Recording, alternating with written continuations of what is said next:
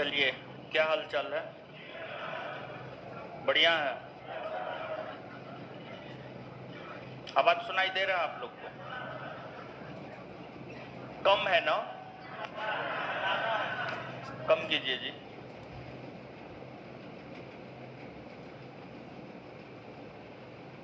तो आपको जो है होली हो गया ना?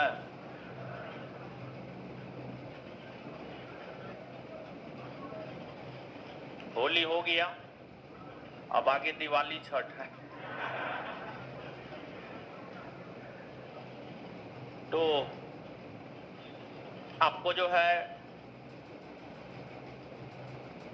आधुनिक भारतीय इतिहास में 2 चैप्टर पढ़ा दिए थे। एक चैप्टर भारत में यूरोपीय कंपनियों का आगमन और दूसरा चैप्टर 18वीं सदी में स्वतंत्र हुए राज्य। 2 चैप्टर पढ़ा दिए थे। 2 चैप्टर पढ़ाने के बाद पहला चैप्टर का क्वेश्चन करवा रहे थे, भारत में यूरोपीय कंपनियों के आगमन का क्वेश्चन करवा रहे थे। ठीक है, तो उसमें टोटल 150-60 के आसपास क्वेश्चन होगा और जिसमें 100 क्वेश्चन आपका हो गया है। 100 से आगे क्वेश्चन होगा, फिर दूसरा नंबर चैप्टर पर हम लोग इंटर कर जाएंगे। ठीक है, तो जैसे ही चैप्टर 1 और 2 का क्वेश्चन खत्म हो जाएगा तब जो है हम लोग चैप्टर 3 प्रारंभ करेंगे और चैप्टर 3 का नोट मेरे ख्याल से आपको मिल गया होगा। गवर्नर जनरल है, गवर्नर जनरल है।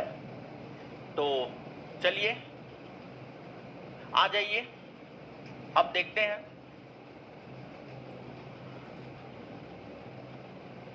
और जहां तक बुक का सवाल है, आवाज ठीक है? ठीक है, आवाज देख लीजिएगा जी। हेलो, हाँ।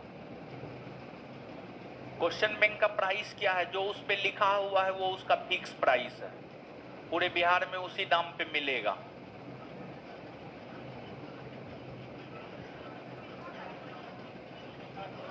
जाके किताब दुकान पे जाकर के देखिए, उस पे प्राइस लिखा हुआ है, वो देखिए। ठीक है, प्राइस बताने के लिए हम यहाँ पे नए आए हैं कि 2 रुपया में देता है या 4 रुपया में देता है। बुक जाकर के दुकान स्टॉल पे देखिए, उस पे जो प्राइस है वो फिक्स प्राइस है। पटना में उससे थोड़ा 10-20 रुपया कम में मिल जाएगा जो दाम है उस पर, और बाद बाकी जो है पूरे बिहार में 200 जो भी है उसमें मिलेगा। आइए, खा पी करके तो पचा ही दिए होंगे, इसमें तो कोई शक है नहीं। 100 नंबर तक हो गया था। 101 क्वेश्चन है ना सबके पास? हाँ, नहीं है तो अपना जाके लीजिए। कैप्टन विलियम हॉकिंस किस जहाज से भारत पहुंचा था? हेक्टर, ड्रैगन, एस्क्वायर, इनमें से कोई नहीं। हेक्टर से पहुंचा था। कौन जहाज से पहुंचा था? हेक्टर। हेक्टर नामक जहाज से पहुंचा था, हेक्टर। कौन इंग्लैंड के सम्राट जेम्स प्रथम का राजदूत बनकर 1615 ईस्वी में मुगल बादशाह जहांगीर के दरबार में अजमेर पहुंचा था? कौन पहुंचा था? Sir Thomas Roe. और हॉकिंस जहांगीर के कौन दरबार में पहुंचा? हॉकिंस जहांगीर के आगरा दरबार में पहुंचा था। इंटरलोपर्स थे। इंटरलोपर्स कौन थे? अनधिकृत व्यापारियों के रूप में सामुद्रिक लुटेरा था। व्यापारी नहीं था, ये लूटने का काम करता था, लुटेरा था इंटरलोपर्स। 1632 में गोलकुंडा के किस सुल्तान ने अंग्रेजों के नाम सुलहना फरमान जारी कर 500 पैगोडा वार्षिक कर के एवज में उन्हें गोलकुंडा राज्य के बंदरगाहों में स्वतंत्रता पूर्वक व्यापार करने की अनुमति दी थी? अब्दुल्ला कुतुब शाह। अब्दुल्ला कुतुब शाह। अब्दुल्ला कुतुब शाह। कुली कुतुब शाह कहां से होगा? मार फट्टा से ठीक है कर देंगे। अब्दुल्ला कुतुब शाह होगा। 1639 ईस्वी में अंग्रेज फ्रांसिस डे ने कहां के शासक से मद्रास को पट्टे पर लिया, यानी किराया पर लिया, और वहां एक किलाबंद कोठी बनाई चंद्रगिरी के राजा से। कहां के राजा से? चंद्रगिरी के राजा से। अंग्रेजों ने पूर्वी भारत में पहली बार उड़ीसा में महानदी के मुहाने पर हरिहरपुर, बालासोर एवं पिपली में फैक्ट्रियां कब स्थापित की? 1633 ईस्वी में स्थापित किया था, 1633। शाहजहां के पुत्र एवं बंगाल के तत्कालीन सूबेदार शाह सूजा से ब्रिटिश कंपनी को निशान शहजादों द्वारा जारी आदेश पत्र कब प्राप्त हुआ, जिसमें कंपनी को 3000 रुपया वार्षिक कर के बदले व्यापार का विशेषाधिकार मिला? शाह सूजा कब दिया था व्यापारी? 1651। किसने 1680 ईस्वी में एक फरमान जारी कर अंग्रेजों पर चुंगी की दर 2% से बढ़ाकर 3.5% कर दिया? 3.5% होगा यहाँ पर, 2% से बढ़ाकर 3.5% कर दिया। शाहजहां, जहांगीर, औरंगजेब इनमें से कोई नहीं। 1680 में जो मुगल बादशाह होगा वो क्या होगा? 1680 में मुगल बादशाह कौन रहे हों? औरंगजेब रहे होंगे। 1658 से 1707, तो 1680 में औरंगजेब रहा होगा, तो स्वाभाविक सी बात है आंसर औरंगजेब होगा। किस बादशाह के आदेश पर मुगल सेना ने 1686 ईस्वी में हुगली पर आक्रमण कर अंग्रेजों को निकाल बाहर कर दिया? जो मुगल बादशाह उस समय होगा वही किया होगा। उस समय मुगल बादशाह जो है आपको औरंगजेब था, तो स्वाभाविक सी बात है औरंगजेब किया होगा। आंसर क्या होगा? औरंगजेब। अंग्रेजों को सुतानती, कालीकाटा एवं गोविंदपुर नामक 3 गांवों की जमींदारी खरीदने की अनुमति देने वाला बंगाल का मुगल सूबेदार कौन था? अजीम उस शान। अंग्रेजों ने सुतानती, कालीकाटा एवं गोविंदपुर की जमींदारी कितने में खरीदी? 1200 रुपया में। कितना रुपया में? 1200 रुपया। भारत में ब्रिटिश उपनिवेशवाद के दौरान नए शहरों का प्रादुर्भाव हुआ। कलकत्ता, जो अब कोलकाता है, उन प्रथम शहरों में से एक था। निम्नलिखित में से कौन से गांव से मिलकर कलकत्ता शहर बना? सुतानती, कालीकाटा, गोविंदपुर। सुतानती, कालीकाटा, गोविंदपुर। सी। किसके द्वारा जारी फरमान को अंग्रेज ऑर्म ने बंगाल में ब्रिटिश व्यापार का मैग्ना कार्टा कहा? फर्रुखसियर द्वारा जारी फरमान। फर्रुखसियर द्वारा जारी फरमान, जो कि 1717 ईस्वी में जारी किया गया था। 1717 ईस्वी में जारी किया गया था। निम्नलिखित में से कौन अंग्रेज जहांगीर के समय में भारत नहीं आया था? William Hawkins, sir Thomas Roe, पादरी एडवर्ड टेरी, रॉल्फ फिंच। कौन नहीं आया था? रॉल्फ फिंच नहीं आया था। रॉल्फ फिंच जो है किसके समय आया था? रॉल्फ फिंच अकबर के समय आया था। अकबर के समय आया था रॉल्फ फिंच। सुमेलित कीजिए, अंग्रेज यात्री और मुगल बादशाह। जॉन मिल्डन हॉल अकबर के समय आया था ना जी। स्थल मार्ग से भारत की यात्रा किया था ना। हाँ। विलियम हॉकिंस जहांगीर के समय आया था। सर जॉन सरमेन फर्रुखसियर के समय, जो 4 सदस्यीय शिष्टमंडल 1715 ईस्वी में आया था। सर जॉन सरमेन की अध्यक्षता में आया था और व्यापारिक छूट मिला था 1717 में। ये सब आया था दरबार में 1715 में, व्यापारिक छूट 1717 में मिला था। तो जॉन सरमेन जो है फर्रुखसियर के दरबार में आए। 1, 2 और 3 आंसर ये होगा। बंगाल में अंग्रेजों की कंपनी के बारे में किसने कहा? यह एक कुत्सित या नीच, झगड़ालू लोगों और बेईमान व्यापारियों की कंपनी है। शाइस्ता खां ने कहा था। किसने कहा था? शाइस्ता खां ने कहा था। सुमेलित कीजिए, देखिए अंग्रेजों के द्वारा अलग अलग स्थान पर जो है व्यापारिक कोठी खोली गई थी। अंग्रेजों के द्वारा अलग अलग स्थान पर जो है आपको व्यापारिक कोठी खोली गई थी, यानी व्यापारिक कारखाना खोला गया था। और व्यापारिक कारखाना खोले जाने के बाद जो है उसका किलाबंदी किया गया था। जैसे अंग्रेजों ने कोलकाता में व्यापारिक कोठी खोला, मतलब कोलकाता में व्यापारिक कारखाना खोला तो उसका किलाबंदी करवाया। मद्रास में खोला तो उसका किलाबंदी करवाया। मुंबई में खोला तो उसका किलाबंदी करवाया। पांडिचेरी में खोला तो उसका किलाबंदी करवाया। तो अंग्रेजों ने जो कोलकाता का किलाबंदी करवाया वह आपको फोर्ट विलियम कहलाया। अंग्रेजों ने कलकत्ता का जो किलाबंदी करवाया वह आपको फोर्ट विलियम कहलाया। फिर आपको डचों ने पुलिकट का किलाबंदी करवाया और पुलिकट का जो किलाबंदी हुआ था उसको फोर्ट गैलरिया कहा गया। फिर जो है आपको चिंसुरा बंगाल में पड़ता है, इसका किलाबंदी जो हुआ ये फोर्ट गुस्तावुस कहलाया।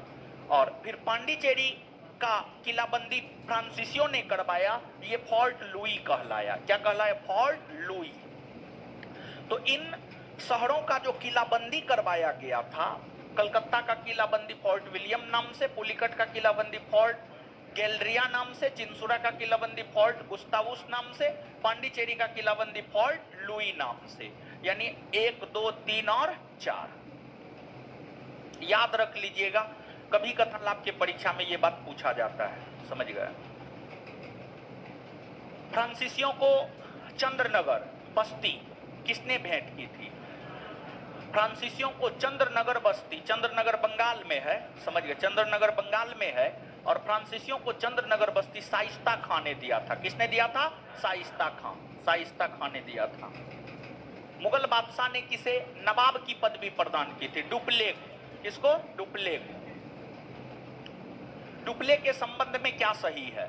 वह पहला व्यक्ति था जिसने भारत में यूरोपीय साम्राज्य की नींव रखी। हाँ, सही है।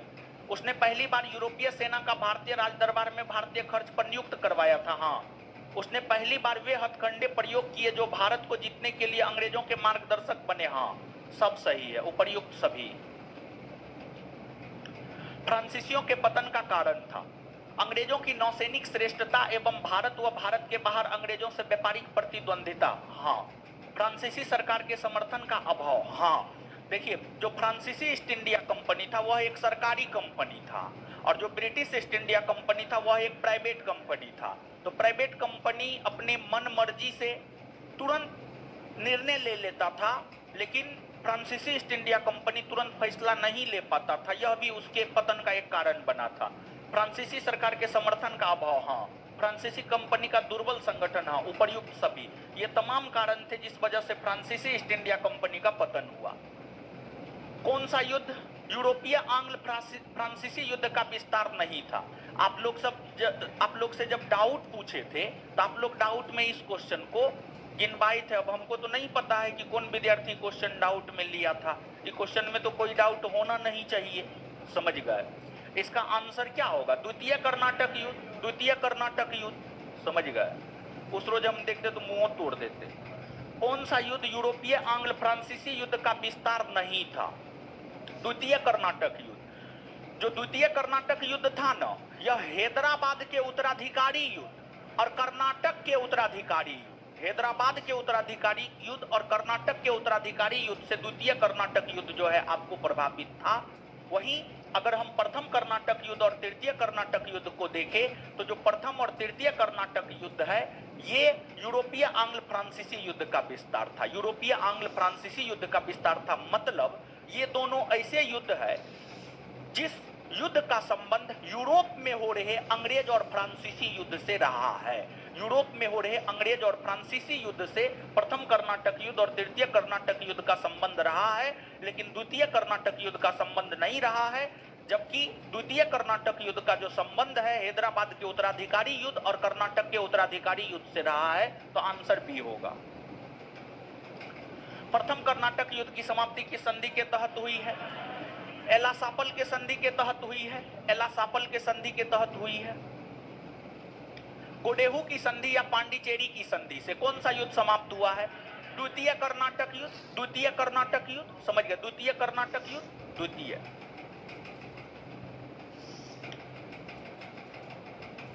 वाडिवास के युद्ध में अंग्रेजों का नेतृत्व किसने किया था? सर आयर कूट। और वाडिवास के युद्ध से फ्रांसीसियों का पतन हुआ है। फ्रांसीसियों के तरफ से नेतृत्व कौन किया था? काउंट लाली किया था। तो आंसर हो जाएगा सर आयर कूट। कर्नाटक का तृतीय युद्ध किस संधि के फलस्वरूप समाप्त हुआ? पेरिस के संधि। तृतीय युद्ध, हाँ, पेरिस के संधि। इतिहासकार मैकाले के अनुसार वह पहला व्यक्ति कौन था जिसने पहली बार अनुभव किया कि मुगल साम्राज्य के खंडहरों पर एक यूरोपीय साम्राज्य बनाया जा सकता है, ऐसा महसूस डुप्ले ने किया था। और डुप्ले जो है उस क्रम में काम भी करना शुरू कर दिया, लेकिन संयोग देखिए बीच में ही डुप्ले को जो है वापस फ्रांस बुला लिया गया। अगर डुप्ले भारत में कुछ समय तक और रुक जाता तो हो सकता था कि इतिहास आज कुछ और कहता। मतलब जैसे भारत में सबसे मजबूत company British east India company बन गई, हो सकता था अगर डुप्ले भारत में होता तो हो सकता था कि जो है फ्रांसीसी ईस्ट इंडिया कंपनी भारत में सबसे शक्तिशाली कंपनी बनकर के उभर जाती। आंसर डुप्ले होगा। 17वीं सदी के दौरान दक्षिण भारत में यूरोपीय व्यापारी कंपनियों की सफलता के लिए निम्नलिखित में से कौन सा या से कारण थे? देखिए ध्यान दीजिएगा, 17वीं सदी का मतलब क्या हुआ? 1600 से 1700, 1600 ईस्वी से 1700 ईस्वी।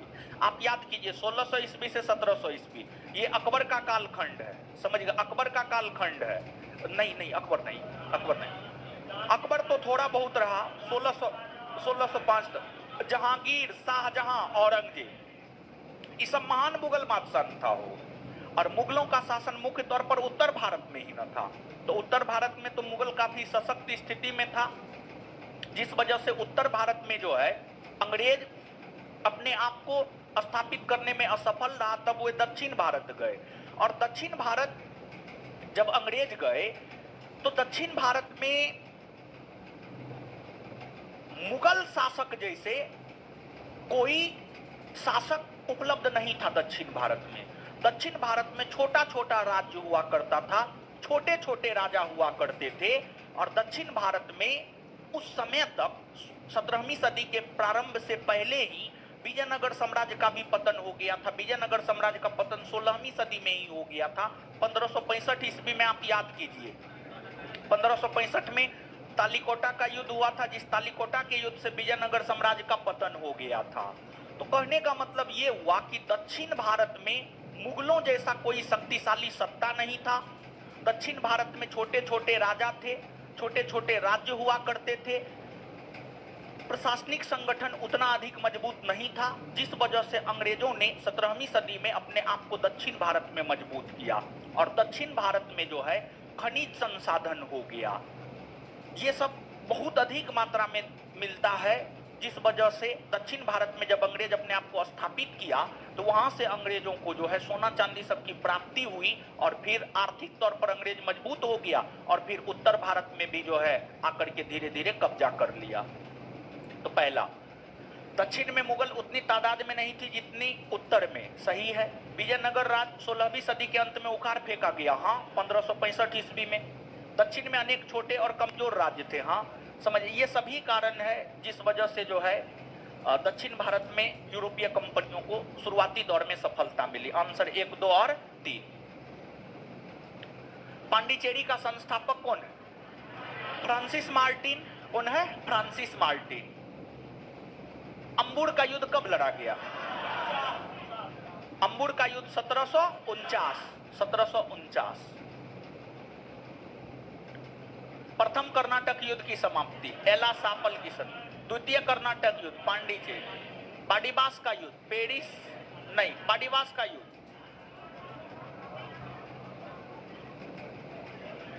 हाँ होगा। बाडीबास का युद्ध जो है ना, देखिए आप याद कीजिए, तृतीय कर्नाटक युद्ध हो रहा था। जैसे प्रथम कर्नाटक युद्ध के दौरान सेंट थोमे का युद्ध, द्वितीय कर्नाटक युद्ध के दौरान अंबुर का युद्ध, उसी प्रकार से तृतीय कर्नाटक युद्ध के दौरान ही वाडीवास का युद्ध हुआ था। तृतीय कर्नाटक युद्ध का ही एक पार्ट था वाडीवास का युद्ध, जो कि 1760 में हुआ था। और तृतीय कर्नाटक युद्ध की समाप्ति पेरिस के संधि के तहत हुई। उसी पेरिस के संधि के तहत वाडीवास के युद्ध की भी समाप्ति हुई है। बक्सर का युद्ध 1764 में हुआ। बक्सर के युद्ध की समाप्ति इलाहाबाद के संधि के तहत हुई। बक्सर के युद्ध की समाप्ति इलाहाबाद के संधि के तहत हुई। 1, 2, 3 और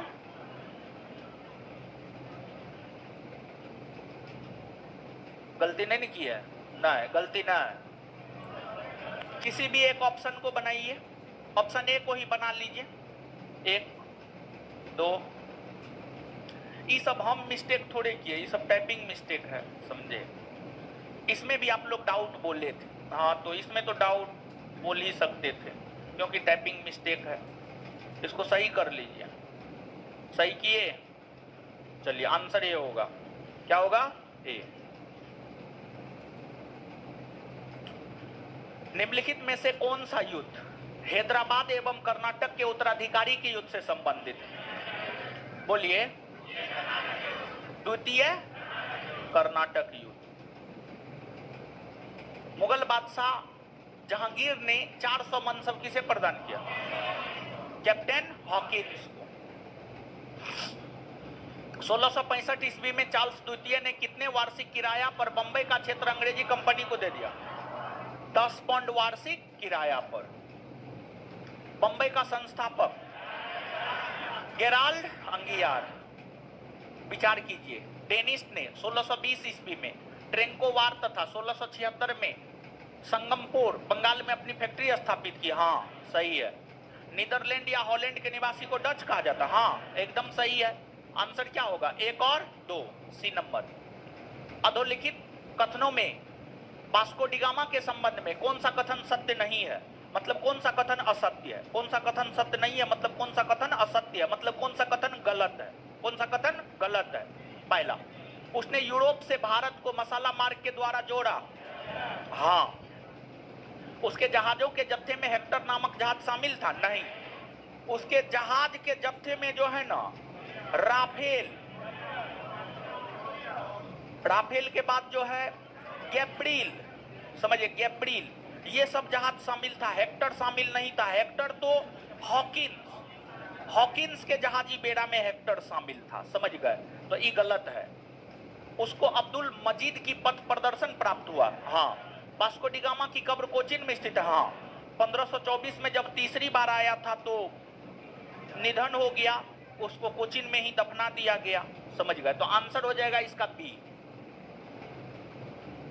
अधोलिखित में कौन सुमेलित नहीं है?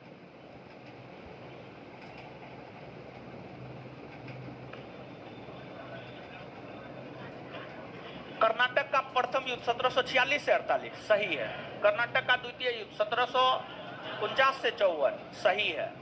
पेरिस की संधि 1763 सही है। अब पांडिचेरी की संधि 1754। देखिए पांडिचेरी के संधि कुछ बुक के अनुसार 1754 और कुछ बुक के अनुसार 1755। समझ गए? तो ऑप्शन के अकॉर्डिंग जाएंगे। आंसर अगर एक टिक करना हो तो यहां पर ऑप्शन डी को मारेंगे, जबकि आंसर में मेरे ख्याल से सी दिया है। सी को काट करके उसको डी कर लीजिएगा। पांडिचेरी की संधि 1755 नहीं बल्कि 1754। भारत में जहाज निर्माण प्रक्रिया की शुरुआत निम्नलिखित में से किस कंपनी के आने से शुरू? आए? पुर्तगाली के। विचार कीजिए और यात्रियों के आने के क्रम को काल कर्म। भारत में मान्यता प्राप्त प्रथम अंग्रेजी फैक्ट्री है? अंग्रेजों ने अपनी दूसरी फैक्ट्री कहां खोली थी? मसूलीपट्टनम 1611। और 1611 में मसूलीपट्टनम में फैक्ट्री खोला और 1611 में ही उसको मान्यता भी मिल गया। तो प्रथम मान्यता प्राप्त फैक्ट्री मसूलीपट्टनम होगा। आंसर में ए दिया है, हमको मालूम है, लेकिन इसका सही उत्तर होगा बी मसूलीपट्टनम। आंसर को सही कर लीजिए, मसूलीपट्टनम। आंसर में ए दिया है, ठीक है, उसको बी कर लीजिएगा। क्योंकि उत्तर भारत दक्षिण भारत कुछ तो कह नहीं रहा है, सीधा पूछ रहा है कि भारत में मान्यता प्राप्त प्रथम अंग्रेजी फैक्ट्री कौन था? तो मसूलीपट्टनम होगा, मसूलीपट्टनम। अधोलिखित में से किस यूरोपीय कंपनी ने 1658 ईस्वी में श्रीलंका को जीतकर अपने साम्राज्य में मिलाने का काम किया? Dutch east India company. Dutch east India company. 1453 ईस्वी में किसने एशिया माइनर को जीतकर पुस्तुनतुनिया पर अधिकार कर लिया? तुर्क मुसलमानों ने, तुर्कों ने। किसने? तुर्कों ने। परवर्ती 17वीं एवं प्रारंभिक 18वीं शताब्दी में इंडोनेशिया द्वीप समूह में भारतीय अफीम के निर्यात पर किसका प्रभुत्व था? डच ईस्ट इंडिया कंपनी का। डच। आप याद कीजिए, हम बताए हुए हैं आपको, भारत के तुलना में डचों ने अपने आप को इंडोनेशिया में ज्यादा स्थापित किया था। तो आंसर डच हो जाएगा। ईस्ट इंडिया कंपनी एवं उसके बाद बनी कंपनी का विलय कब हुआ? 1701 में। कौन सा स्थान पुर्तगालियों के अधिकार में नहीं था?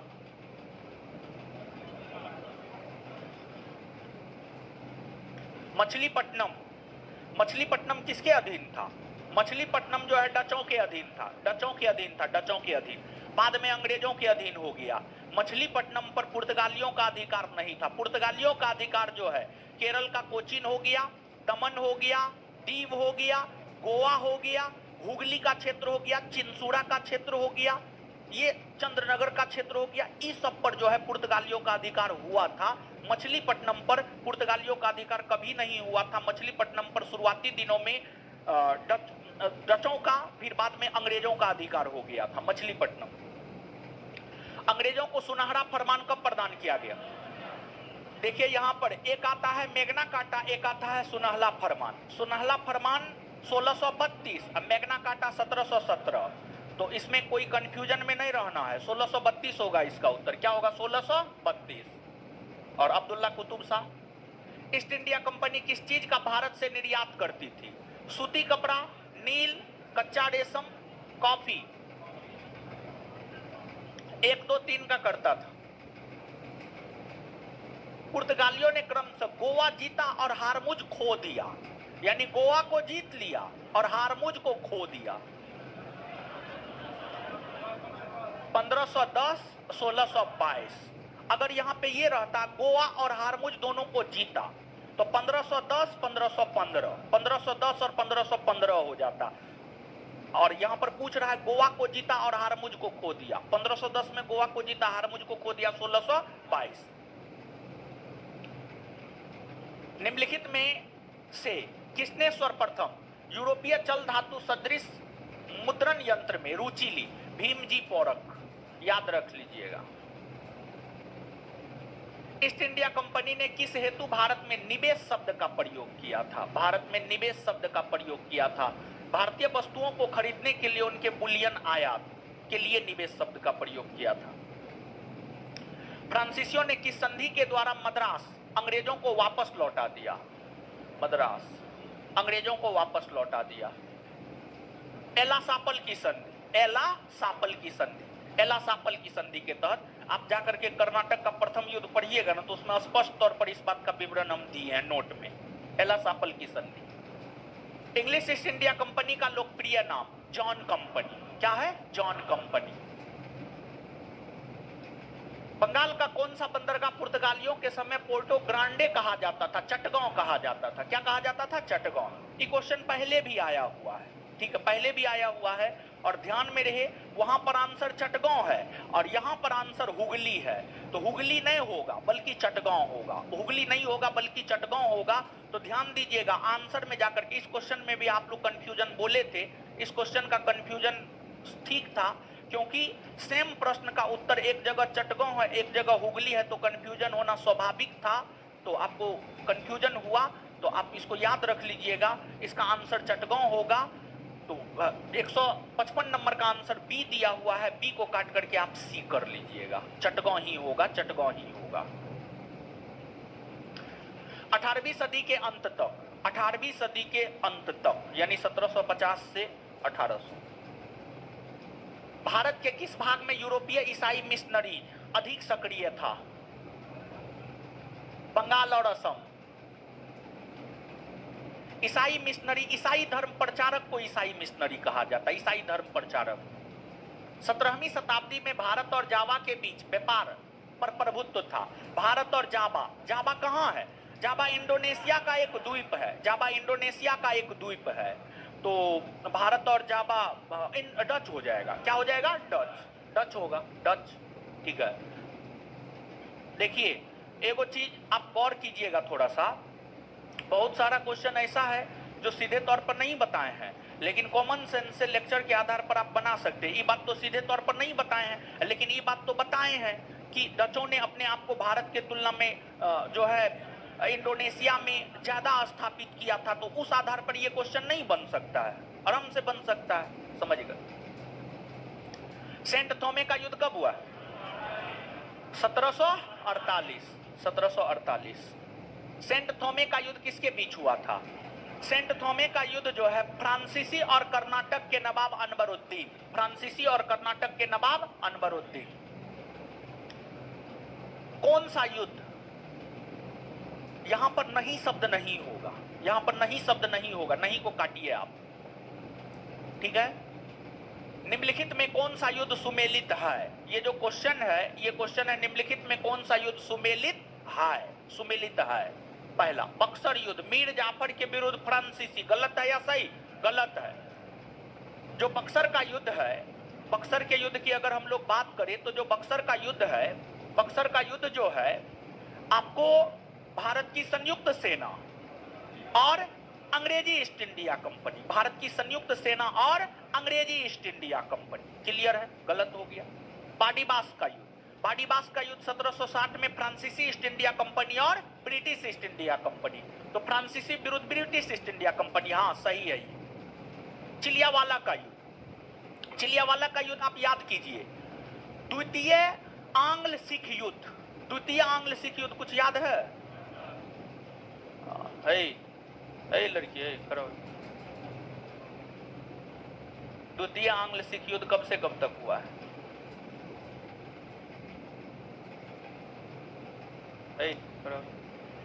द्वितीय आंग्ल सिख युद्ध कब से कब तक हुआ है? 1848 से 50। द्वितीय आंग्ल सिख युद्ध के दौरान कौन कौन सा युद्ध हुआ है? रामनगर का युद्ध, चिलियावाला का युद्ध, गुजरात का युद्ध, ठीक है। बैठ जाइए। ऐसा तो नहीं है कि इसको रूम पे जाकर के बताते हैं स्पेशल, सबको तो बताए हैं, बैठ जाइए। चलिए तो देखिए, द्वितीय आंग्ल सिख युद्ध के दौरान, द्वितीय आंग्ल सिख युद्ध के दौरान ही चिलियावाला का युद्ध हुआ था। द्वितीय आंग्ल सिख युद्ध का ही एक अंग था चिलियावाला का युद्ध, और द्वितीय आंग्ल सिख युद्ध हुआ है अंग्रेज और सिख के बीच, अंग्रेज और सिख के बीच, अंग्रेज और सिख के बीच। तो चिलियावाला का भी जो युद्ध है वह अंग्रेज और सिखों के बीच ही हुआ है। और यहां पर कह रहा है डलहौजी के विरुद्ध मराठा, यानी अंग्रेज और मराठा के बीच हुआ है, नहीं, अंग्रेज और सिख के बीच हुआ है, मतलब ये भी क्या है? गलत। अंबुर का युद्ध, अंबुर का युद्ध जो है आप याद कीजिए, द्वितीय कर्नाटक युद्ध, द्वितीय कर्नाटक युद्ध के दौरान ये अंबुर का युद्ध हुआ था। और अंबुर का युद्ध जो है ना, आपको फ्रांसीसी ईस्ट इंडिया कंपनी और चंदा साहब के बीच हुआ था। तो चंदा साहब के विरुद्ध मीर कासिम ना, फ्रांसीसी और चंदा साहब, फ्रांसीसी और चंदा साहब, ये भी क्या है? गलत है। तो देखिए ये भी टाइपिंग मिस्टेक है, हमारा कोई मिस्टेक नहीं, ये टाइपिंग मिस्टेक है, समझ गए। इस क्वेश्चन में भी आप लोग कंफ्यूजन बोले थे, तो इसमें तो मिस्टेक है, तो इसमें कंफ्यूजन तो लाजमी है, कोई दिक्कत नहीं है। जहां पे एरर है वहां पर अगर आपको कंफ्यूजन हो रहा है, मतलब आप सजगता से पढ़ रहे हैं, तो इसको सही कर लिया आप लोग, सही किए। चलिए आंसर क्या हो जाएगा? बी।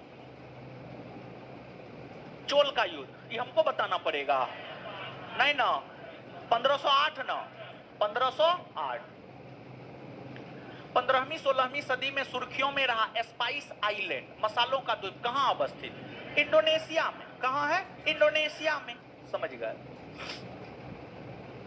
अंग्रेजों ने अपना पहला प्रेसिडेंसी नगर कलकत्ता को कब बनाया? 1700 ईस्वी में, 1700 ईस्वी में, 1700 है ना? गलत है, गलत है। 1700 ईस्वी में कलकत्ता को प्रथम प्रेसिडेंसी नगर नहीं बनाया गया था। कलकत्ता को प्रथम प्रेसिडेंसी नगर बनाया गया था 1774 में, 1774 ईस्वी में बनाया गया था, 1774 ईस्वी में बनाया गया था, लेकिन ऑप्शन में है नहीं, समझ गए। तो एक ऑप्शन को 1774 आप बनाइए, बी को ही 1774 बनाइए, क्योंकि आंसर जो है ना आपको बी ही दिया हुआ है, आंसर बी ही होगा मेरे ख्याल से। देखिए है ना, 1774 बनाइए। 1774 में कलकत्ता प्रेसिडेंसी नगर बना था, 1774 में, 1774। फ्रांसिस डे मद्रास का संस्थापक, सही है या गलत? एकदम सही है। जॉब चार्नक कलकत्ता का संस्थापक, सही है। गेराल्ड डंगियार बंबई का संस्थापक, 1, 2 और 3। अधोलिखित में कौन सही सुमेलित है? पुर्तगाली ईस्ट इंडिया कंपनी को एस्तादो द इंडिया कंपनी भी कहा जाता। हाँ, फ्रांसीसी ईस्ट इंडिया कंपनी को Henry the Navigator Ostend से कंपनी, नहीं, गलत है। Henry the Navigator Ostend company जो है डच ईस्ट इंडिया कंपनी को कहा जाता है। कंपनी द इंडे ओरिएंटल हॉलैंड यानी डच को कहा जाता नहीं, ये गलत है, केवल एक सही है। पुर्तगालियों के विरुद्ध शाहजहां ने किस नगर का घेरा डाला था? हुगली। किसका? हुगली।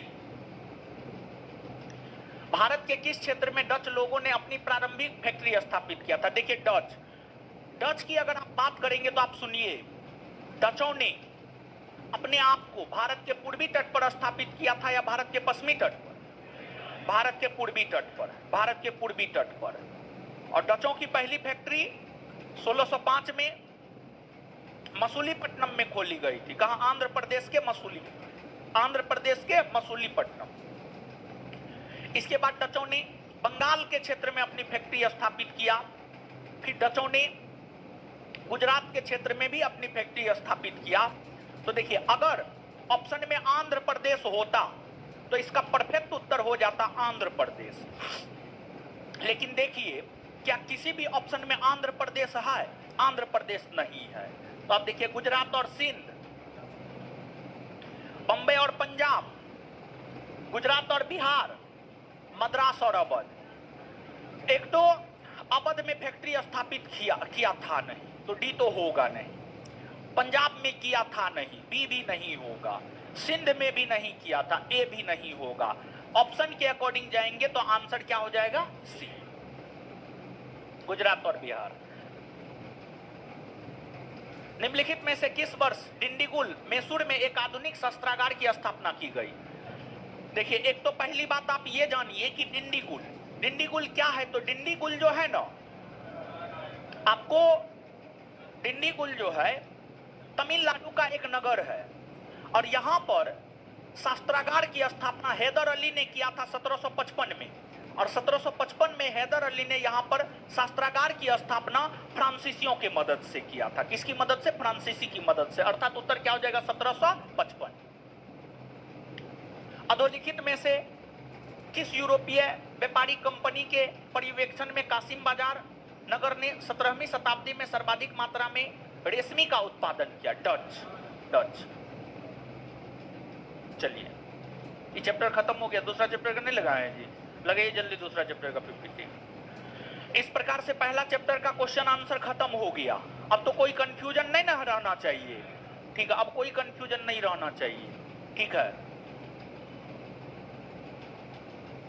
अब दूसरा चैप्टर का क्वेश्चन पे आते हैं।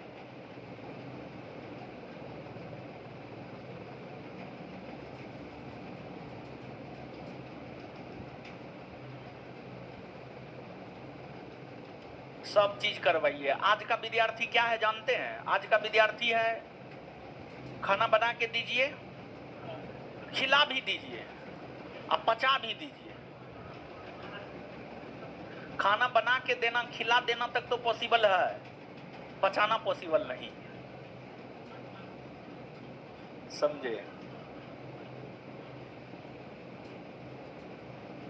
होली में खूब मजा लिए होंगे नहीं हो?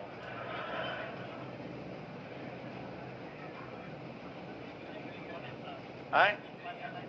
क्या नहीं गया था घर? काहे?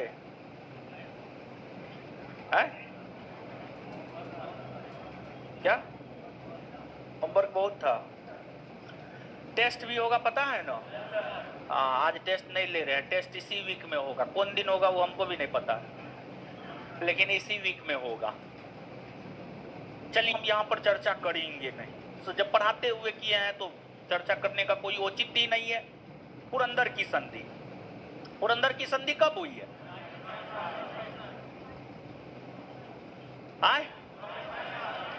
22 जून 1665। किसके किसके बीच?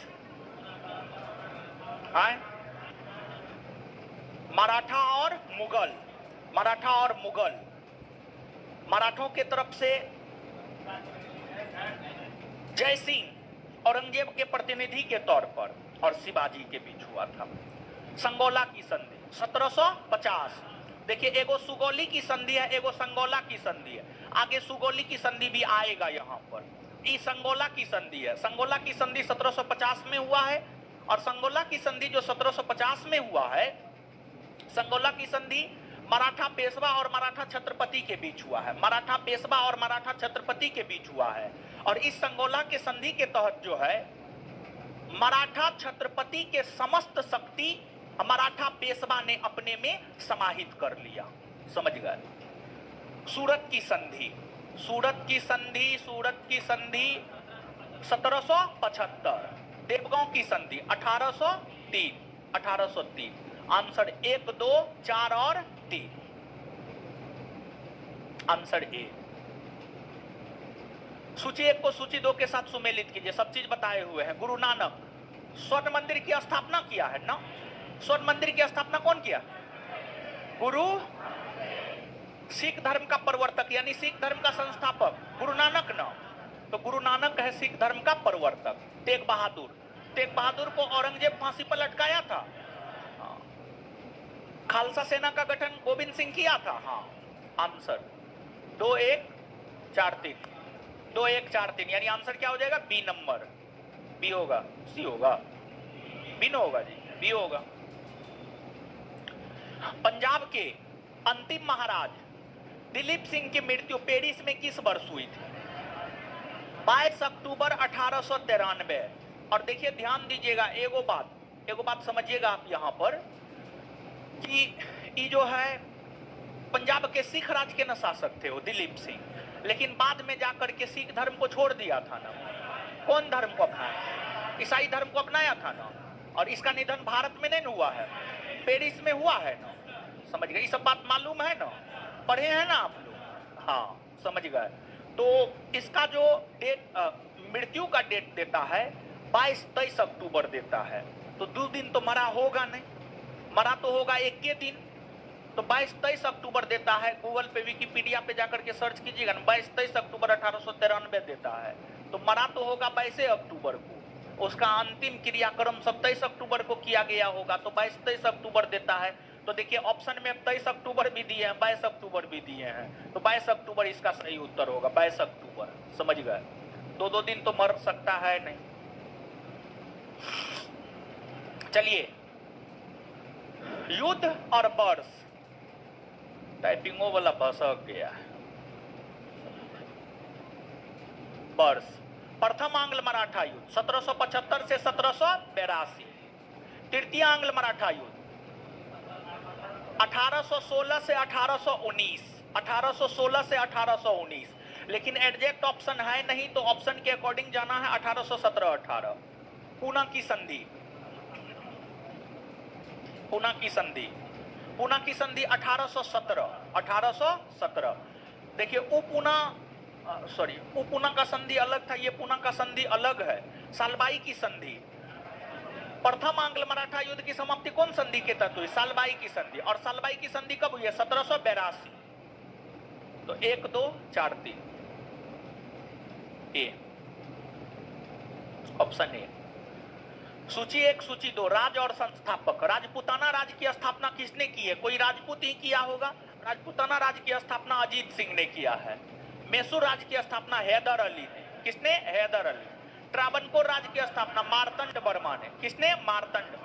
अहोम राज की स्थापना रुद्र सिम्हा, रुद्र सिम्हा।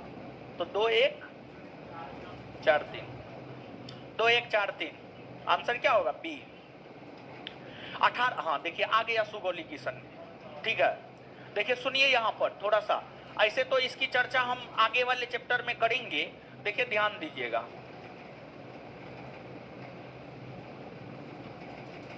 संगौली की संधि, सुगौली की संधि, या संगोला संगोली दोनों एक ही बात है। ठीक है, 1750 में मराठा पेशवा और छत्रपति, ठीक है। सुगौली 1816 में, ऐसे हुआ था 1815 में ही, लेकिन ये लागू हुआ है 1816 में। तो 1816 में अंग्रेज और गोरखा, गोरखा नेपाल के शासक को कहा जाता था, नेपाल के राजा को गोरखा कहा जाता था। तो संगौली की संधि 1750 में मराठा पेशवा और मराठा छत्रपति के बीच, इस संधि के तहत जो है छत्रपति की सारी शक्ति पेशवा अपने में ले लिया।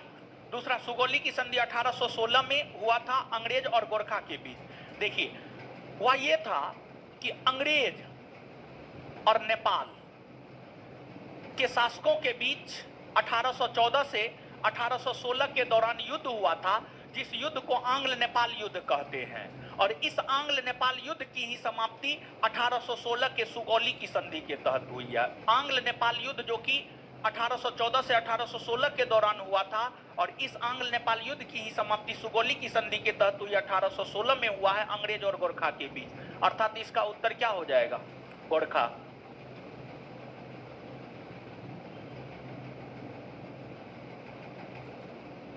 पलासी का युद्ध मैदान बंगाल राज्य के नदिया जिला में, नदियों ने होगा, नदिया जिला होगा, नदिया जिला, बंगाल राज्य के नदिया जिला में, नदिया जिले में किस नदी के किनारे स्थित है? भागीरथी नदी, भागीरथी नदी। देखिए, आपको जो है गंगा को दो राज्य में भागीरथी कहा जाता है।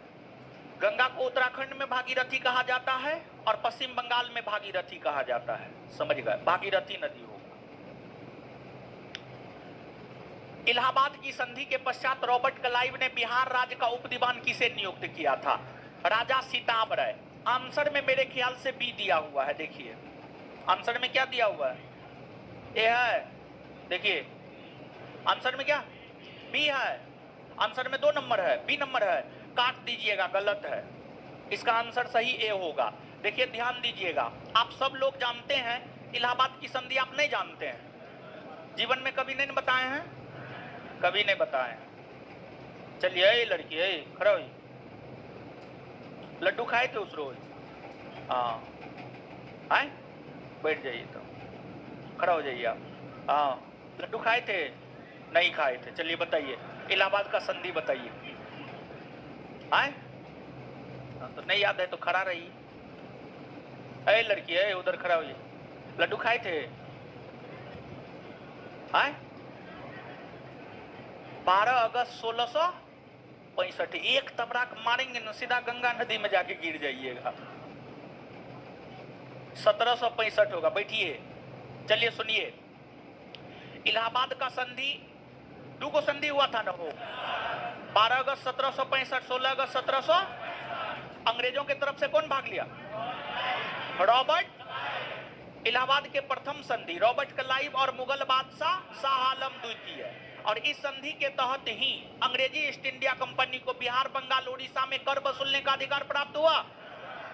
और जब अंग्रेजी ईस्ट इंडिया कंपनी को बिहार, बंगाल, उड़ीसा में कर वसूलने का अधिकार प्राप्त हुआ, तो अंग्रेजी ईस्ट इंडिया कंपनी ने बिहार का उपदीवान राजा सीताब राय, बंगाल का उपदीवान मोहम्मद रजा खां, उड़ीसा का उपदीवान राय दुर्लभ, उड़ीसा का उपदीवान राय दुर्लभ को बनाया। बात क्लियर?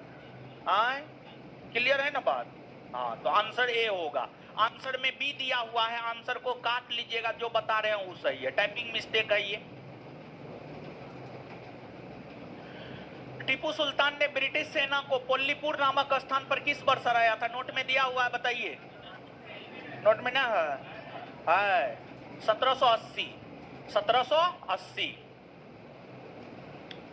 पंजाब के विलय के पश्चात अंग्रेजों ने शासन करने के लिए स्थापित निम्नलिखित में से कौन 3 की परिषद का सदस्य नहीं था? देखिए, ध्यान दीजिएगा, क्या हुआ था जानते हैं? हुआ यह था कि आप सब लोग जानते हैं कि पंजाब में सिख राज के शासन की स्थापना रंजीत सिंह के द्वारा की गई थी। और रंजीत सिंह जब तक जीवित रहा तब तक अंग्रेजों का हिम्मत नहीं हुआ पंजाब की तरह आंख उठा करके देखे। लेकिन 1839 ईस्वी में रंजीत सिंह के निधन होने के बाद अंग्रेजों का नजर पंजाब पे पड़ा, और फिर अंग्रेजों ने 2 युद्ध लड़े, जिसको प्रथम आंग्ल सिख युद्ध और द्वितीय आंग्ल सिख युद्ध कहा जाता है। प्रथम आंग्ल सिख युद्ध 1845-46, द्वितीय 1848-49। द्वितीय आंग्ल सिख युद्ध में अंग्रेजों ने सिख सैनिकों को पराजित किया और 1849 में पंजाब को जीतकर ब्रिटिश साम्राज्य में मिला लिया। और जब पंजाब को जीतकर ब्रिटिश साम्राज्य में मिला लिया, तो पंजाब में शासन सही ढंग से चल सके, इसको लेकर 3 लोगों के परिषद का गठन हुआ। इसको लेकर 3 लोगों के परिषद का गठन हुआ, और जो 3 लोगों के परिषद का गठन हुआ था उसमें एगो एच.एम. इलियट था, दूसरा सर हेनरी लॉरेंस था और तीसरा जॉन लॉरेंस था। ये तीनों 3 सदस्यों में 3 परिषद की सदस्य में शामिल था, जबकि चार्ल्स ग्रेनविल मानसेल शामिल नहीं था। अर्थात इसका उत्तर हो जाएगा क्या, डी नंबर।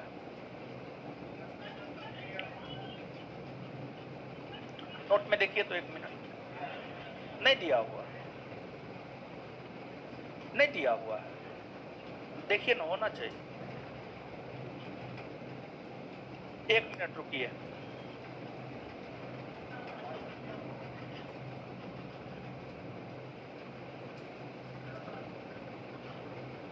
हाँ, इलियट नहीं था, दिया हुआ है, दिया हुआ है महाराज, क्या बात करते हैं। सर हेनरी लॉरेंस, हाँ ई था, जॉन लॉरेंस था, मानसेले था, सॉरी मानसेले था, इलियट नहीं था, सॉरी इलियट नहीं था, ए होगा उत्तर, सॉरी इलियट नहीं था, इलियट। नोट में दिया हुआ है, दिया हुआ है, पढ़िएगा ना, पढ़ने का फुर्सत मिलेगा तब ना पढ़िएगा।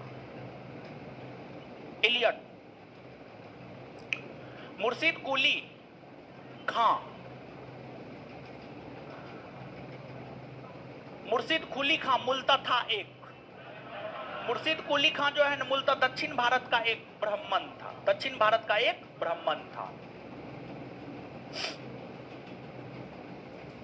अवध के अंतिम नवाब बोलिए, वाजिद अली शाह।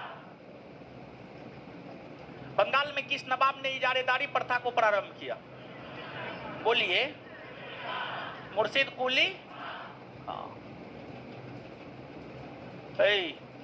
जी, हाँ, लड्डू खाए थे, नहीं खाए थे, बताइए इजारेदारी प्रथा क्या है, बताए थे ना वो, हाँ बताइए।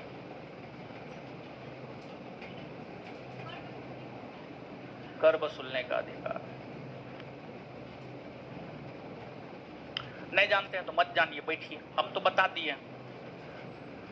निम्नलिखित में से किस संत का गुरु ग्रंथ साहिब में वाणी सम्मिलित नहीं किया गया, सूरदास का, सूरदास का शामिल नहीं किया गया। चलिए, सूची 1 को सूची 2 से सुमेलित कीजिए तथा नीचे दे कूट की सहायता से सही उत्तर का चयन कीजिए। प्रथम आंग्ल मैसूर युद्ध, प्रथम आंग्ल मैसूर युद्ध में अंग्रेजों के तरफ से नेतृत्व सर जनरल स्मिथ ने किया था। द्वितीय आंग्ल मैसूर युद्ध में सर आयरकुट ने किया था। तृतीय आंग्ल मैसूर युद्ध में जनरल मिडोसा ने किया था। चतुर्थ आंग्ल मैसूर युद्ध में जनरल स्टुअर्ट ने किया था। तो आंसर हो जाएगा 3, 1, 4, 2, 3, 1, 4, 2। तरन तारण नामक नगर की स्थापना करने वाला सिख गुरु कौन थे, गुरु अर्जुन देव, गुरु अर्जुन देव, गुरु अर्जुन देव। निम्नलिखित में मद्रास के किस गवर्नर ने टीपू के साथ मंगलौर की संधि की थी, लॉर्ड मैकार्टनी, लॉर्ड मैकार्टनी। सूची 1 को सूची 2 से मिलाइए। शिवाजी के अष्ट प्रधान, उष्ट प्रधान कर दिया है, अष्ट प्रधान। चलिए, अष्ट प्रधान,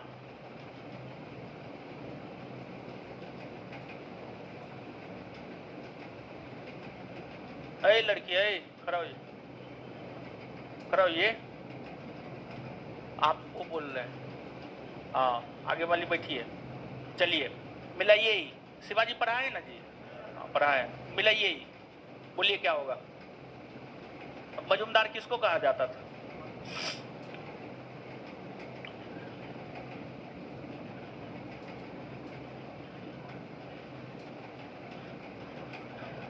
दवारिया सुमंत विदेश मंत्री, चिटनिस शाही पत्राचार का प्रमुख, वाक्यानबीस, वाक्यानबीस गुप्तचर एवं डाक विभाग का प्रमुख, मजूमदार वित्त मंत्री।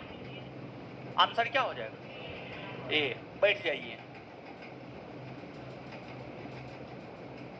रंजीत सिंह, रंजीत सिंह कर दिया है, रंजीत सिंह कीजिए इसको, रंजीत सिंह। रंजीत सिंह के प्रशासन से संबंधित दी गई सूची 1 को सूची 2 से सुमेलित कर नीचे दिए कूटों से सही उत्तर चुनिए। फौजे खास, फौजे आम, इलाही बख्श, मिसलदार। फौजे खास, सेना का संगठन, फौजे आम, स्थानीय सेना, इलाही बख्श, तोपखाने का अधीक्षक, मिसलदार, घुड़सवार सैनिक। 2 1 4 3 आंसर ये होगा। निम्नलिखित में जयपुर शहर की स्थापना किस वर्ष हुई? 1727 ईस्वी में। 1727। बंगाल में प्रथम अंग्रेज फैक्ट्री 1651 ईस्वी में हुगली में स्थापित हुआ। इस फैक्ट्री को निम्नलिखित में से किसने अनुमति प्रदान की थी? शाह शुजा ने। किसने अनुमति प्रदान की थी? शाह शुजा ने। निम्नलिखित में से बंगाल के किस शासक ने किसानों को इजारेदारी प्रथा तथा तकाबी ऋण प्रदान किया? मुर्शिद कुली खां। किसने? मुर्शिद कुली खां। निम्न में से किसके शासनकाल के दौरान बंगाल इतना समृद्धशाली हो गया कि बंगाल को भारत का स्वर्ग कहा जाने लगा? अलीवर्दी खां। काहे बंगाल समृद्धशाली हो गया था? काहे बंगाल समृद्धशाली हो गया था?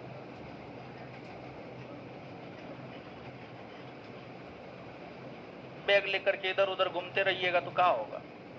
रूम में बैठ करके, रूम में बंद होकर के पढ़िए। आपको क्या लगता है? मेरा नजर सब पे रहता है। रोड पे चलते हैं तो हम अपने विद्यार्थियों को निहारते हैं, कौन कहाँ जा रहा है, समझे? बैठ जाइए। बंगाल क्यों समृद्धशाली हो गया था नहीं पता? क्योंकि अलीवर्दी खां मुगल बादशाह को कर देना बंद कर दिया और उसी कर से बंगाल का विकास किया। बंगाल समृद्धशाली हो गया। 1740 में गिरिया का युद्ध किसके बीच लड़ा गया था? अलीवर्दी खां और सरफराज खां। अलीवर्दी खां और सरफराज खां। विचार कीजिए, बिहार को बंगाल में सैद्धांतिक रूप से सुजाउद्दीन ने मिलाया था, सही या गलत? एकदम सही है। औरंगजेब के निधन के पश्चात बंगाल में स्वतंत्र सत्ता की स्थापना शहादत खां ने की थी ना? बंगाल में स्वतंत्र शासन की स्थापना मुर्शिद कुली खां ने किया था। मुर्शिद कुली खां ने किया था। गलत है ये। कौन सा सही है? केवल एक। ब्लैक होल की घटना के विषय में किस अंग्रेज अधिकारी ने विवरण प्रस्तुत? हॉल वे। क्या गो अंग्रेज को बंद किया था? 100 क्या गो बचा था? प्लासी के युद्ध का तत्कालिक कारण कौन सी घटना? ब्लैक होल की घटना। थोड़ा बहुत याद है आप? विचार कीजिए, अलीनगर की संधि 9 फरवरी 1757 को सिराजुद्दौला एवं अंग्रेजी कंपनी के बीच आए। हाँ सही है। मुंगेर में बारूद एवं तोप का कारखाना सिराजुद्दौला ने स्थापित किया? नहीं, मीर कासिम ने स्थापित किया था मुंगेर में बारूद और तोप का कारखाना। गलत है ये। कौन सा सही है? केवल एक। कौन सा कथन असत्य है? मतलब कौन सा कथन गलत है? 1700 ईस्वी में औरंगजेब ने मुर्शिद कुली खां को बंगाल का दीवान नियुक्त किया। आए? सही है। बक्सर के युद्ध के समय बंगाल के गवर्नर रॉबर्ट क्लाइव थे? नहीं, बक्सर का युद्ध 1764 में हुआ था। 1764 के समय बंगाल के गवर्नर वेंसीटार्ड थे। वेंसीटार्ड। गलत है ये। बक्सर के युद्ध के समय बंगाल के गवर्नर रॉबर्ट क्लाइव नहीं बल्कि वेंसीटार्ड थे। वेंसीटार्ड। मीर जाफर को रॉबर्ट क्लाइव का गधा या गीदड़ कहा जाता? हाँ। मीर कासिम ने मुंगेर को राजधानी बनाया? हाँ, एकदम सही है। आंसर क्या हो जाएगा इसका? बी। क्या हो जाएगा? बी। हाँ, बी हो जाएगा। खड़ा हो जाए लड़की, खड़ा हो जाए। शुरुआती दौर में बंगाल की राजधानी कहां थी? अरे शांत रहिए ना आप लोग तो लड्डू खाए हैं। उसके बाद कहां बना? नीलवटा सन्नाटा। तो प्रसादी नहीं खाइएगा तो यही ना हाल होगा। आशीर्वाद था वो, समझ गए? जीवन भर सताएगा वो आशीर्वाद। बैठ जाइए। सबसे पहले ढाका, ढाका के बाद मुर्शिदाबाद, मुर्शिदाबाद के बाद मुंगेर, ढाका से मुर्शिदाबाद मुर्शिद कुली खां, और मुर्शिदाबाद से मुंगेर।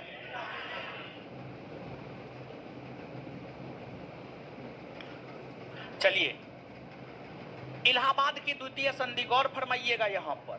इलाहाबाद की द्वितीय संधि 16 अगस्त 1765 के संदर्भ में विचार कीजिए एवं कूट का प्रयोग कर गलत उत्तर का चयन कीजिए। गलत उत्तर, गलत गलत गलत गलत कौन है उसका चयन करना है। इस क्वेश्चन का मेन कीवर्ड यही है, गलत उत्तर। समझ गए? पहला, यह संधि अवध के नवाब शुजाउद्दौला एवं रॉबर्ट क्लाइव के बीच हुआ। एकदम सही है ये। इस संधि के तहत अंग्रेजी कंपनी को अवध के क्षेत्र में कर मुक्त व्यापार करने की छूट प्रदान की गई। हाँ, सही है। यह संधि मुगल बादशाह शाह आलम द्वितीय एवं रॉबर्ट क्लाइव के बीच, नहीं, गलत है ये। इलाहाबाद की प्रथम संधि हुई थी 12 अगस्त 1765 को इन दोनों के बीच, इसलिए ये क्या है? गलत। इस संधि के तहत अंग्रेजी कंपनी को अस्थायी रूप से बंगाल, बिहार, उड़ीसा की दीवानी प्राप्त हुई ना। हाँ, इलाहाबाद के प्रथम संधि के तहत हुआ है 12 अगस्त 1765। तो गलत कौन है? 3 और, यानी आंसर क्या होगा? डी होगा। 3 और 4। अंग्रेजों का संरक्षण प्राप्त बंगाल का प्रथम नवाब नजमुद्दौला। बक्सर के युद्ध के समय बंगाल का गवर्नर वेंसीटाड। निम्नलिखित में से कौन एक मुगल सम्राट द्वारा नियुक्त बंगाल का अंतिम गवर्नर था?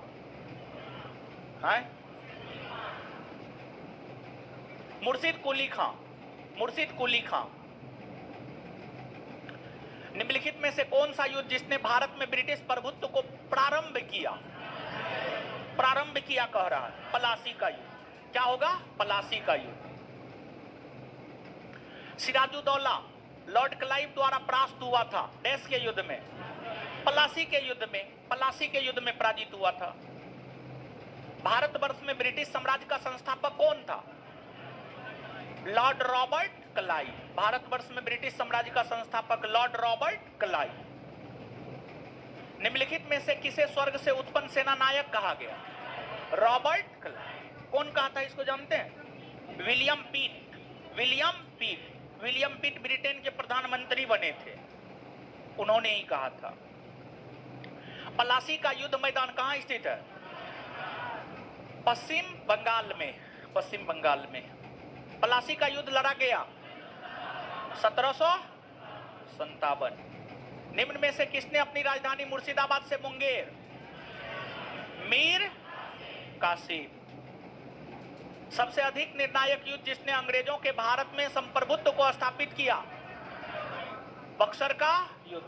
बक्सर के युद्ध के समय दिल्ली का शासक कौन था? यानी दिल्ली का शासक यानी मुगल बादशाह शाह आलम द्वितीय।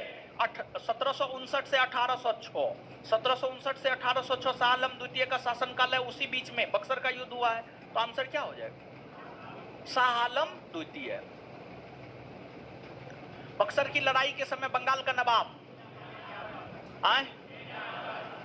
मीर जाफर 2 बार बना है। मीर जाफर का पहला शासनकाल है 1757 से 1760 और दूसरा है 1763 से 1765। ठीक है, तो मीर जाफर होगा। 1764 में बक्सर की लड़ाई हुई है, मीर जाफर होगा। निम्नलिखित में से जिस एक शासक ने ईस्ट इंडिया कंपनी को दीवानी प्रदान की थी?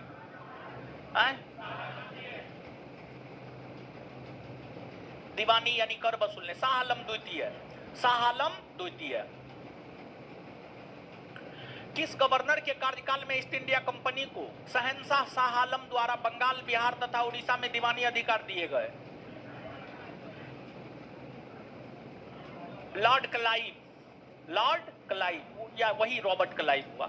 सम्राट शाह आलम द्वितीय ने ईस्ट इंडिया कंपनी को बंगाल, बिहार, उड़ीसा की दीवानी प्रदान की 12 अगस्त 1765।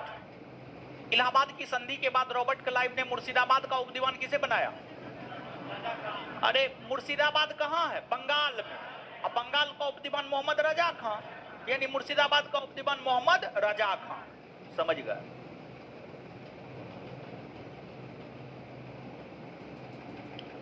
1765 ईस्वी में दीवानी प्रदान किए जाने के बाद ब्रिटिश सबसे पहले किस पर्वतीय जनजाति के संपर्क में आया? खासी। कौन जनजाति? खासी। 18वें शतक में यानी 18वीं सदी में भारत में लड़े गए युद्धों का निम्नलिखित में से शाही कालानुक्रम कौन सा? क्या होगा? बी नंबर होगा। बी होगा ना जी। बी होगा। काहे कि अंबुर का युद्ध 1700, पलासी का युद्ध 1700, बाडीवास का युद्ध 1700, बक्सर का युद्ध 1700, कालानुक्रम सही है ना जी? Answer B. कौन सा युग्म सही सुमेलित है? ये क्वेश्चन रिपीटेड है, ठीक है, लेकिन इसमें थोड़ा सा परिवर्तन है, मात्र एगो परिवर्तन है। खैर उस परिवर्तन से कोई लेना देना है नहीं, इस क्वेश्चन का आंसर बताइए। आए बी होगा ना जी? हाँ बी होगा। सिर्फ एगो है खुर्दा का युद्ध। खुर्दा का युद्ध 1795 में हुआ था, और 1795 में मराठा और हैदराबाद के निजाम के बीच खुर्दा का युद्ध हुआ था। निजाम विरुद्ध ईस्ट इंडिया कंपनी नहीं, निजाम के विरुद्ध मराठा पेशवा, निजाम के विरुद्ध मराठा पेशवा, 1795 खुर्दा का युद्ध। बक्सर के युद्ध में अंग्रेजी सेना का नेतृत्व किसने किया था? हेक्टर मुंडो ने किया था। किसने किया था? हेक्टर मुंडो। चलिए कितना क्वेश्चन है जी?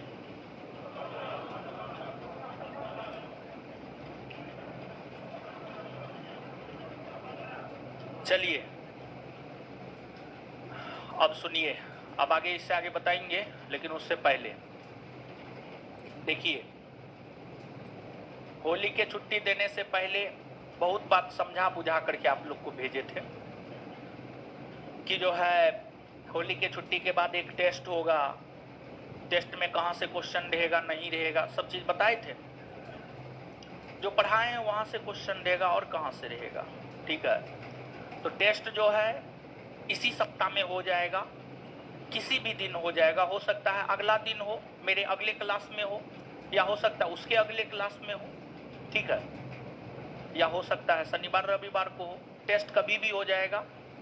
तो आपको जो होमवर्क दे करके भेजे थे, जो समझा बुझा करके भेजे थे, वो आप अपना रिवीजन करते रहिएगा। 2-3 दिन और रिवीजन कीजिए। इस सप्ताह में टेस्ट हो जाएगा, आप विश्वास रखिए, ठीक है।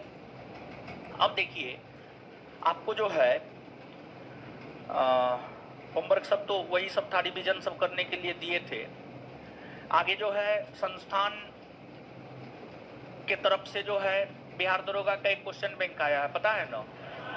क्वेश्चन बैंक लिए हैं आप लोग? लेकर के आए हैं? हाँ, लेकर के नहीं आए तो लेकर के आना है अगले क्लास से। और अगले क्लास में सबके हाथ में क्वेश्चन बैंक होना चाहिए। अगले क्लास में सबके हाथ में क्वेश्चन बैंक होना चाहिए, मतलब होना चाहिए, समझ गए? आप जहां से लाइए मतलब उससे नहीं है, बस होना चाहिए मतलब होना चाहिए, ठीक है। किसी के पास है क्वेश्चन बैंक? हाँ है, दीजिए। देखिए आपको जो है ये क्वेश्चन बैंक है, सब लोग ले लीजिएगा।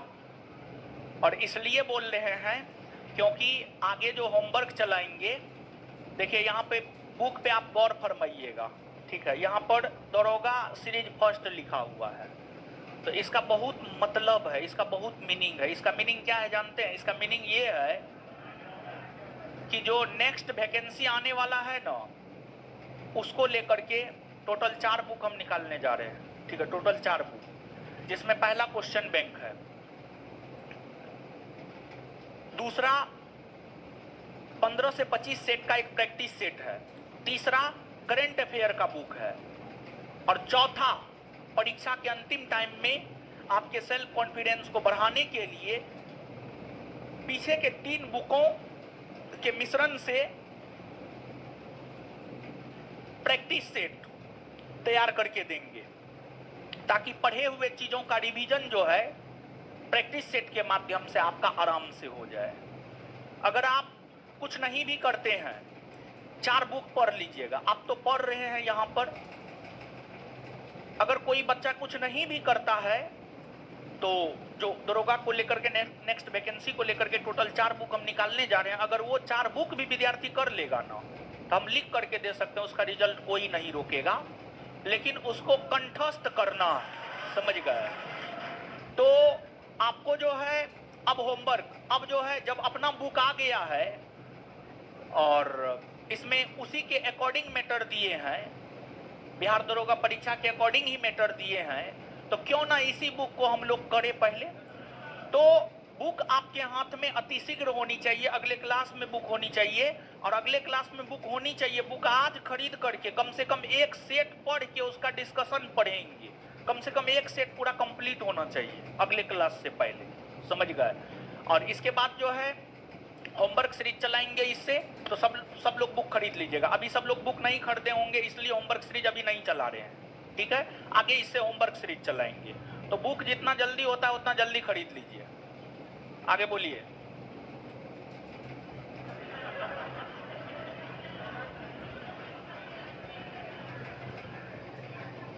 देखिए, जानते हैं सही जगह पैसा खर्च करने में जो है ना दर्द होता है, और वही अगर जीवन में गर्लफ्रेंड होगी, अगर होगी, उसको आइसक्रीम खिला देते होंगे 500 का। आइसक्रीम सब भी तो महंगा होवे करता होगा, 200 400 500 का तो होवे करता होगा।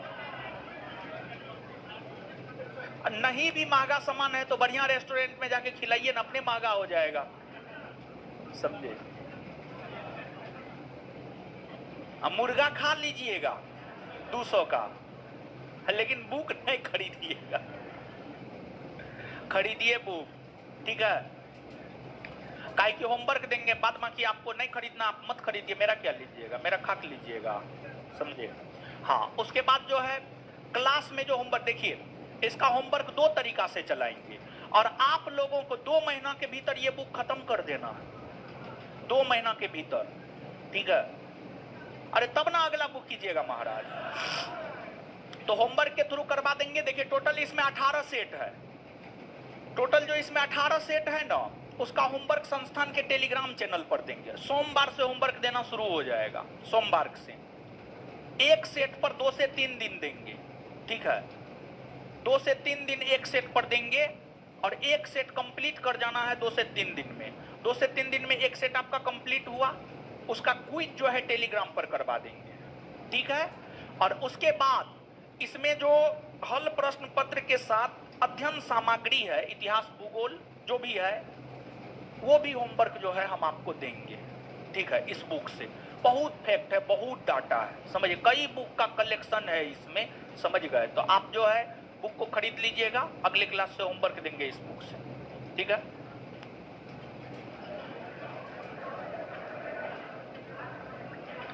और दूसरी बात ये है कि जो है हाँ क्या बोल रहे हैं, हाँ एक बात और बता दे रहे हैं। अगले वीक शुक्रवार, ये जो वीक है, ये वीक के बाद अगले वीक शुक्रवार, अगले वीक शुक्रवार से 100 क्वेश्चन का सेट शुरू हो रहा है, 100 क्वेश्चन का सेट शुरू हो रहा है अगले वीक शुक्रवार से, समझ गए। टाइमिंग रहेगा सुबह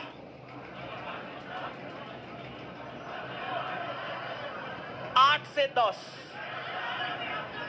सुबह 8 से 10, सुबह 8 से 10 यही रहेगा, सुबह 8 से 10। और 100 क्वेश्चन रहेगा पर डे से, 100 क्वेश्चन मारिएगा। और 100 क्वेश्चन मारने के बाद जो है ना, हम तो नहीं रहेंगे, हम तो रहेंगे भी तो डेली नहीं रह पाएंगे, क्योंकि सुबह मेरा फाउंडेशन बैच रहता है अल्टरनेट में, तो एक दिन छोड़ एक दिन हम रहेंगे। तो एक दिन हम उसका सब चीज करवा देंगे, और एक दिन जो है किसी और को रखेंगे जो आपको करवाएगा, समझ गए। और उसमें बात यह है कि परीक्षा के अकॉर्डिंग ही आपको पर डे, परीक्षा के अकॉर्डिंग ही अगर आप 100 क्वेश्चन मार के जाते हैं, और 100 क्वेश्चन मार के जाने के बाद जो है 100 क्वेश्चन जब आप कर लेंगे 1 घंटा में, तो वो आपको याद भी करवा दिया जाएगा। और ये टेस्ट ऑनलाइन नहीं रहेगा, सिर्फ ऑफलाइन रहेगा, ऑनलाइन टेस्ट नहीं रहेगा, ऑनलाइन टेस्ट नहीं रहेगा।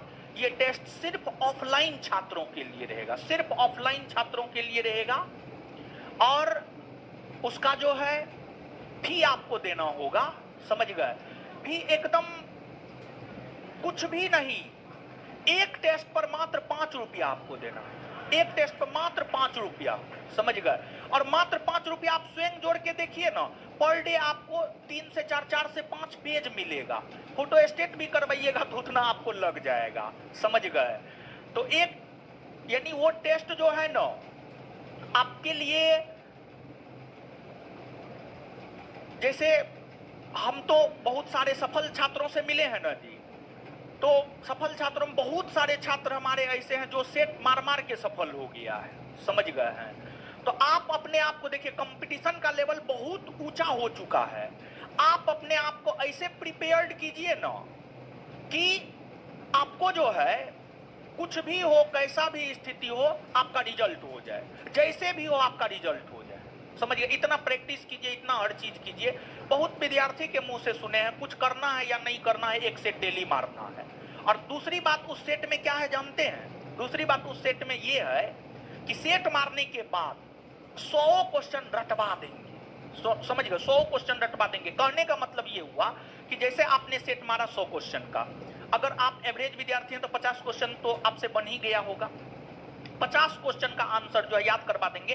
जैसे हम पढ़ाते हैं, हम समझाते हैं, समझाने के साथ साथ बोर्ड पर लिखते हैं, और फिर जाकर के हम आपका रिवीजन करवाते हैं, हाँ या ना, एकदम से रिवीजन करवाते हैं। उसी प्रकार से सेट मारने के बाद 2 घंटा का टाइम इसलिए रखे हैं, 1 घंटा में सेट कंप्लीट कर लेना है और 1 घंटा में उसको याद कर जाना है, समझ गए। 1 घंटा में उसको याद कर जाना है, यहीं पे याद करके जाना है। तो एक दिन हम जो है वो याद करवा देंगे, क्वेश्चन आंसर रहेगा, हम क्वेश्चन बोलेंगे, आप आंसर बोलिएगा, समझ गए। जैसे हम याद करवाते हैं वैसे याद करवा देंगे। तो इससे होगा कि आप में कॉन्फिडेंस आएगा। पर डे के हिसाब से अगर आप 100 क्वेश्चन याद करके जा रहे हैं तो कितना बहुत बड़ी चीज है ये अपने आप में, समझिए। 100 क्वेश्चन आप याद करके जा रहे हैं, बहुत बड़ी बात है ये अपने आप में, समझिए। और इसी बिल्डिंग में होगा सुबह 8 बजे से अगले शुक्रवार से। और इसके बाद आपका क्लास जो है सोमवार से शनिवार चलता था, लेकिन इसी वीक से सोमवार से रविवार हो जाएगा आप, ठीक है, रविवार हो जाएगा। सोमवार से शनिवार history, polity, geography, physics, chemistry, biology, और रविवार को मैथ का क्लास होगा। रविवार को अभी से मैथ का क्लास होगा। अभी सिर्फ 1 दिन मैथ का क्लास होगा, वैकेंसी आने के बाद जो है फिर उसको रेगुलर करेंगे। अभी सप्ताह में सिर्फ 1 दिन मैथ का क्लास कीजिए, 2 से 2.5 घंटा का क्लास लगेगा आपका, 2 से 2.5 घंटा, 3 घंटा का क्लास लगेगा, 2 शिफ्ट में लगेगा। 10 से लेकर 1 बजे तक 1.5 घंटा का एक शिफ्ट होगा। 1.5 घंटा के बाद जो है फिर गैप मिलेगा 10-15 मिनट का, फिर से होगा, समझ गए। तो मतलब एक सप्ताह में जितना मैथ पढ़िएगा उतना 1 दिन में ही आपको पढ़ा करके भेज दिया जाएगा, समझ गए। तो अब इस वीक से जो है ध्यान में रखिएगा, मैथ वाला मास्टर बोलना है हमको, समझ गए। तो इस वीक से सोमवार से रविवार आपका क्लास हो जाएगा, मैथ भी शुरू हो जाएगा। जिसका मैथ अच्छा है ठीक है, जिनका मैथ अच्छा नहीं है उनको जो है मैथ करना है, जिनका नहीं अच्छा है उनको करना है, जिनका अच्छा है उनको नहीं करना है, समझ गए। तो होली के बाद ऐसे भी कुछ तो ज्यादा होना ही चाहिए, समझ गए। और कंपटीशन का लेवल इतना तागड़ा है कि आपको कुछ ना कुछ तो अलग करना ही होगा, बिना अलग किए हुए तो कुछ होगा नहीं, समझ गए। तो इतना चीज है। और अभी देखिए, जब तक वैकेंसी नहीं आता है दबा करके पढ़ लीजिए, और वैकेंसी आने के बाद जितना मटेरियल आपके पास कलेक्ट होगा, रूम में बंद हो करके, छिटकिली लगा करके, खिड़की उड़की बंद करके उसका रिवीजन करते रहना है भर दिन। 1 मिनट के लिए रूम से बाहर नहीं निकलना है। रूम से बाहर निकले रिजल्ट खत्म आपका, समझ गए।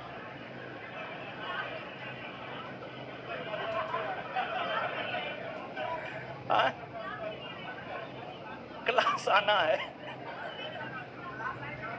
क्लास आने के अलावा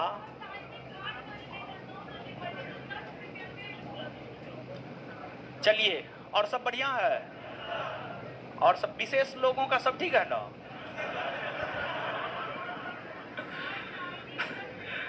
चलिए, तो अगले क्लास में जो है इस चैप्टर का क्वेश्चन तो समाप्त हो ही जाएगा, समझे। तो चैप्टर समाप्त करने दीजिए जल्दी, ठीक है। देखिए, क्वेश्चन नहीं करवाएंगे तो फिर कहिएगा कंफ्यूजन, याद नहीं कीजिएगा। और ऑब्जेक्टिव याद करना जरूरी है, ठीक है। और उसके बाद अगले क्लास में हो सकता है कि हम 10 बजे आ जाए, तो हो सकता है जल्दी खत्म करके जो है चैप्टर भी शुरू कर दे, पॉसिबल है, ठीक है। और सब बढ़िया है। अगला क्लास में आइएगा तो पहला चैप्टर का क्वेश्चन आंसर पूछेंगे, नहीं तो नानी याद दिला देंगे हम। होमवर्क सब भी कुछ दे। अभी इस सप्ताह भर लाइन पे आ जाइए, फिर तो होमवर्क देवे करेंगे। क्लियर है? मजा में है ना? डेली टेस्ट देते हैं कि नहीं देते हैं? दीजिए, वो देना जरूरी है। पढ़ते पढ़ते पागल हो जाइए।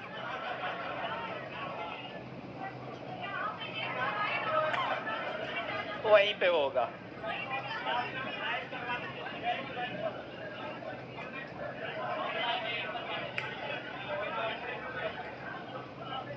आगे कुछ प्रोग्राम है यहाँ का। एनसीईआरटी शुरू करने जा रहे हैं 12 से 1 में, अल्टरनेट में हम। ठीक है, तो कैसे टेस्ट यहाँ पे शुरू करवा देंगे। चलिए, धन्यवाद ऑनलाइन ऑफलाइन सभी लोगों का, धन्यवाद, बहुत बहुत धन्यवाद। और सब बढ़िया है ना? पढ़िए लिखिए मन से।